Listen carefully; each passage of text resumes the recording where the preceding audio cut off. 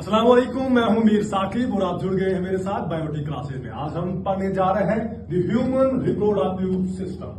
Human reproductive system के बारे में हम पढ़ेंगे। आज हम मेल रिप्रोडक्टिव सिस्टम के बारे में पढ़ेंगे और इसी के साथ साथ फीमेल रिप्रोडक्टिव सिस्टम के बारे में पढ़ेंगे।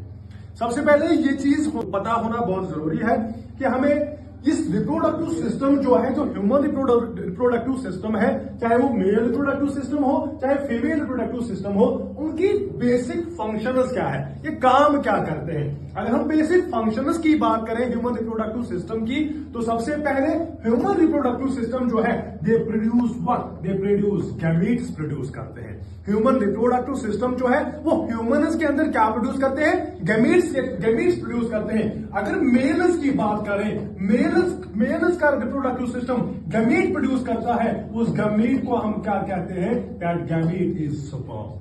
अगर फीमेल्स की बात करें, फीमेल्स के अंदर जो गैमीट की प्रोडक्शन होती है, that gamete is called as egg और ओवम, इसको हम कहते हैं।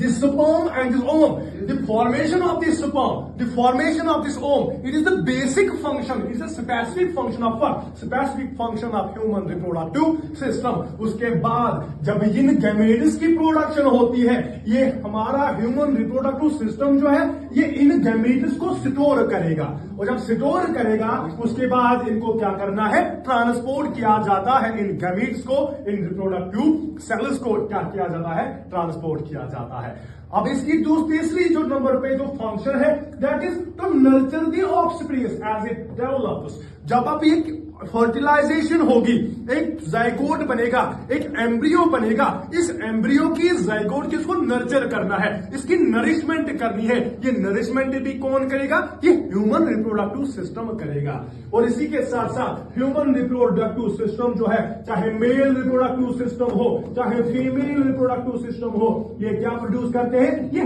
हार्मोन्स प्रोड्यूस करते हैं, ये केमिकल्स प्रोड्यूस करते हैं, जो कि इस पूरी रिप्रोडक्टिव सिस्टम में या बॉडी की एक्सटर्नल कैरेक्टर्स में सेकेंडरी सेक्सुअल कैरेक्टर्स को डेवलप करने में क्या करता है, हेल्प करता है।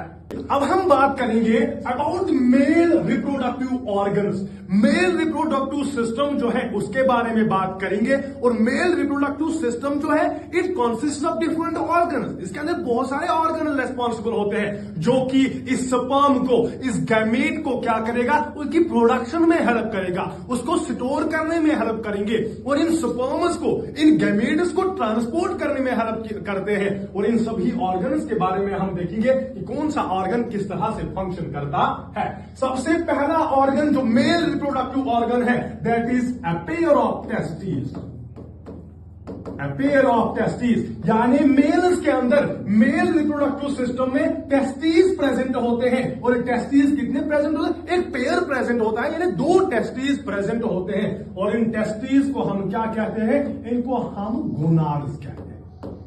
टेस्टिस को हम क्या कहते हैं, गोनाड्स कहते हैं। क्यों? क्योंकि ये जो टेस्टिस है, ये प्रोड्यूस करते हैं, इनके अंदर प्रोडक्शन होती है किसकी, मेल जर्म सेल की, मेल सेक्स सेल की प्रोडक्शन होती है, मेल गैमीट की प्रोडक्शन होती है।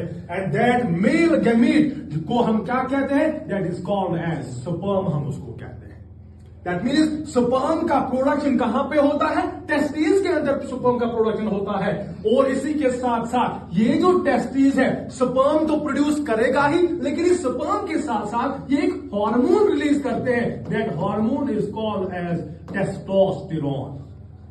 इस हार्मोन को हम क्या कहते हैं, टेस्टोस्टेरोन। और ये जो मेल सेक्स हार्मोन है, ये जो टेस्टोस्टेरोन है, इसको रिलीज करता है कौन, टेस्टिस इसको क्या करता है, रिलीज करता है।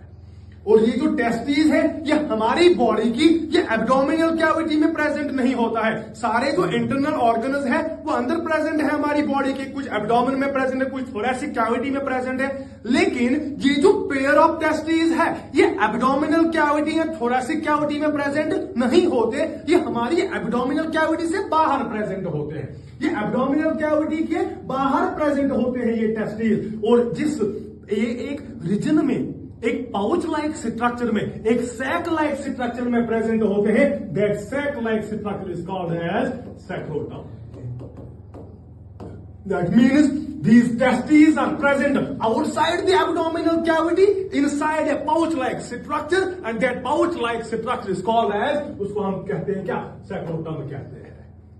यहां पे इस टेस्टिस के अंदर क्या प्रोड्यूस होगा, इनके अंदर गैमीट्स बनेंगे, सेक्स सेल्स की प्रोडक्शन होती है।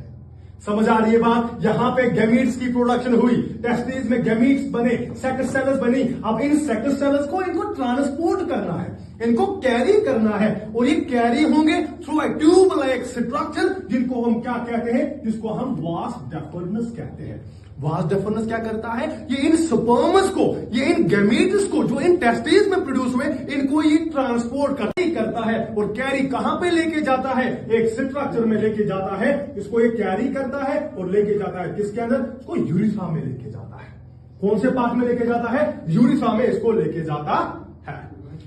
और ये जो स्पर्म्स है अब कहां पे पहुंचे, अब ये यूरिथ्रा के अंदर पहुंची, लेकिन यूरिथ्रा के आसपास इसके नियर बाय कुछ ग्लैंड्स प्रेजेंट होते हैं, जिनको हम सेक्स ग्लैंड्स कहते हैं। फॉर एग्जांपल प्रोस्टेट, ये जो ग्लैंड है, ये जो स्ट्रक्चर है, इसको हम बोलते हैं क्या, प्रोस्टेट। ये प्रोस्टेट जो है ये फ्लूइड सिक्रीट करता है, एक फ्लूइड प्रोड्यूस करता है, जो कि किसके अंदर ये सिक्रीट करता है, इस यूरिथ्रा के अंदर। जिस यूरिथ्रा के अंदर स्पर्म्स पास हो रही है, और इन स्पर्म्स के साथ ऐड हो जाता है, मिक्स हो जाता है क्या, इसके साथ ये फ्लूइड मिक्स होता है, जो कि प्रोस्टेट से आया। और जब ये फ्लूइड इस स्पर्म के साथ मिक्स हो जाता है, तो अब इस मिक्सचर को हम क्या नाम देते हैं, सीमन नाम देते हैं। सीमन का मतलब यानी sperm plus what, plus the fluid that is secreted by what, these sex glands। Prostate से फ्लूइड आएगा, और इसी के साथ साथ यहां पे जो एक और ग्लैंड प्रेजेंट होता है, जिसको हम बोलते हैं सेमाइनल वेसिकल।